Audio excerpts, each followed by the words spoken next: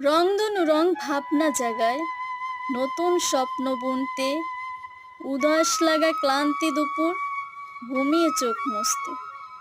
নীল গগনে পাখির মতো উড়তে যদি যেত, দেখতো দু চোখ উপর থেকে, রঙের ছোঁয়া পেত। ভ্রমর যেমন ফুলে এসে ইচ্ছেতে দেয় চুম, দিবস এলেই রাত্রি এসে আসবে নেমে ঘুম।